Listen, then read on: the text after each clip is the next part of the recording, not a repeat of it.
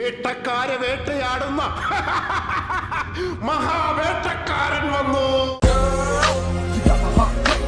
തനിക്കൊരു കഥാപാത്രം കൊടുത്താൽ അത് മലയാളികൾ കാണുമ്പോൾ എന്തോ ഇഷ്ടമാണ് ഈ വ്യക്തി. എല്ലാവർക്കും എന്തോ എന്നെ ഇഷ്ടമാണ് ആളുകൾക്ക്. നെഗറ്റീവ് റോളുകൾ ചെയ്യുവാൻ മലയാളി മനസ്സുകളിൽ ഇഷ്ടപ്പെടുവാൻ ഈ ഒരു കഥാപാത്രമല്ലാതെ മറ്റൊരു വ്യക്തി ഉണ്ടോ എന്ന് വരെ സംശയമാണ്. എനിക്ക് നല്ല mood. Today is my day ഡാ. കൂടുതൽ വിവരങ്ങൾ നമുക്ക് ചോദിച്ചറിയാം. അനുസരിച്ചേട്ടാ നമസ്കാരം. നമസ്കാരം. ഈ അപ്പന് ചതുരം പോലുള്ള സിനിമകളിലോട്ടൊക്കെ ചേട്ടൻ വരുന്ന സമയത്ത് അങ്ങനെ ഒരു ക്യാരക്ടറിനെ അങ്ങനെ ക്യാരക്ടറായിട്ട് ചെയ്തതിന്റെ റീസൺ എന്തോ അല്ലെ, എവിടുന്ന് കിട്ടി അങ്ങനെ ഒരു?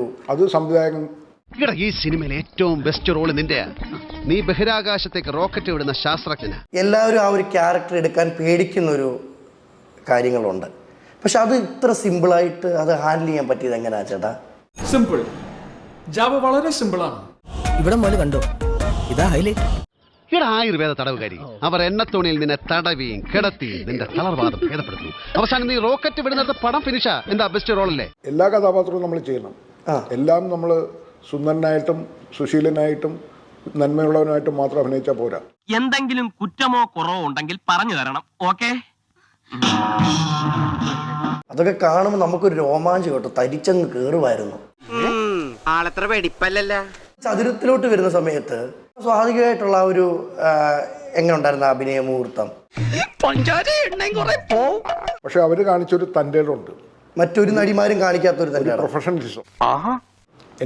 എൻ്റെ തൊഴിലിൽ ഞാൻ എങ്ങനെയാണ് സത്യസന്ധത പുലർത്തേണ്ടത്, എന്ത് സമർപ്പണമാണ് നടത്തേണ്ടതെന്നാണ് എനിക്ക് അവര് എന്നോട് കാണിച്ചു തന്നത്. നന്നായിട്ട് കണ്ടോ? കണ്ടിട്ട് കിടന്ന് ഉറങ്ങിക്കളയരുത്. സംഗതി മൊത്തമായി കണ്ടാലേ കാര്യം നടക്കൂ. സ്വാസിക ഒരു ഹാഫ് ഇതൊക്കെ ഇട്ടിട്ട് വന്നു.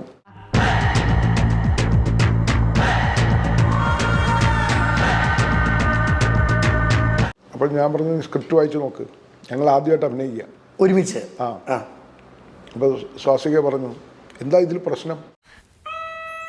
Easy boy easy.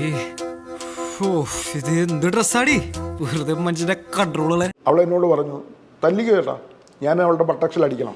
ശരിക്കും കൊടുത്ത പൊട്ടിയിലായിരുന്നോ? കൊണ്ടോ? നിന്റെ ചാട്ട എങ്ങോട്ടാണെന്നൊക്കെ എനിക്ക് മനസ്സിലാവുന്നുണ്ട്. അല്ല, അവൾ എന്നോട് പറഞ്ഞു ഞാൻ പാഡ് വെച്ചിട്ടുണ്ടെന്ന്.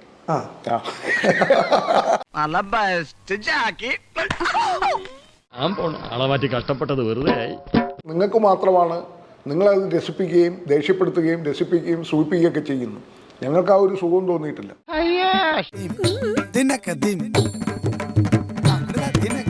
നല്ലൊരു ഫാമിലി ഉണ്ട് ചേട്ടന്. ഇങ്ങനെ ചതുരം പോലുള്ള സിനിമ ചെയ്ത് കഴിയുമ്പം അവർക്കൊരു അരോചകത്വം ഫീൽ ചെയ്യാറുണ്ടോ? എൻ്റെ ഭാര്യയ്ക്ക് ഏറ്റവും ഇഷ്ടപ്പെട്ട പടം ചതുരമാണ്. ഇപ്പൊ എങ്ങനെ ഇരിക്കണം?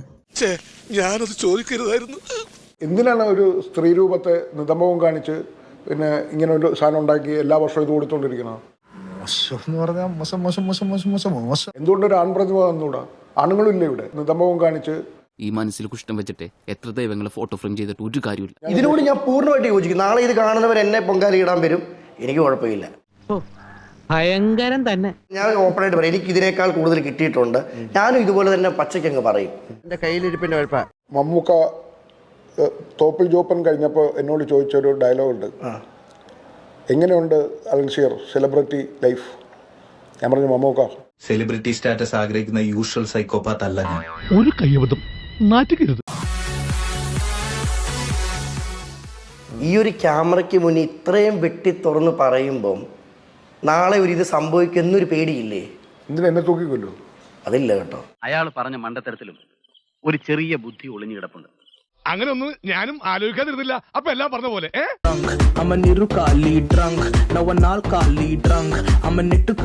അടിച്ചു പൂസ് മലയാളി.